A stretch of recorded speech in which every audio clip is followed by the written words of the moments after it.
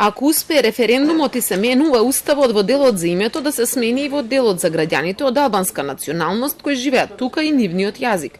Ова го бара Советот на албански интелектуалци во Македонија. Професорите сметаат дека треба да се промени преамбулата и членот 7 во уставот. Првото барање е во преамбулата да се впише дека Македонија, освен што е држава на македонскиот народ и останатите заедници, да биде додадено држава на македонскиот, држава на албанскиот народ и на националните заедници. Особено остана нерешени прашањето за уставното, правниот и политички статус на албанците, како државнотвор народ во Република Македонија.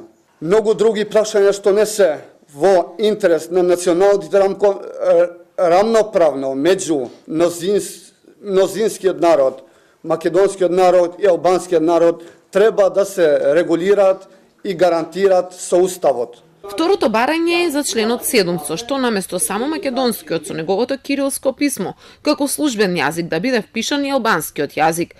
Советот на албански интелектуалци смета дека законот за употреба на албанскиот јазик, кој собранието веќе го изгласа, не е доволен за да ги заштити правата на албанците во земјава. Ако биде успешен референдумот, значи во тек ќе бидат, како што сите знаеме, измените во уставот. И во тие измени ние ќе имаме и друга прилика преку вашите медиуми да ги соопштиме поопширните ставови. Многу ќе беше погодно сега, нели, да се внесат и тие измени што ги бараме ние, затоа што не се кој знае колку. Освен ова, Сдруженијето прогласило и манифест во кој отвараат 3 прашања кои би морало да се решат по референдумот. Уставот мора да се промени бидејќи е дискриминаторски, со Преспанскиот договор да се промени уставот правниот статус на албанците и да се спречат нови меѓунационални проблеми за да не се стопираат интегративните процеси во НАТО и Европската унија.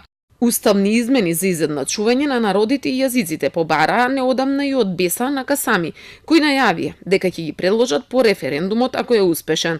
Сојузот на интелектуалци пак исто така ќе ги достави до собранието.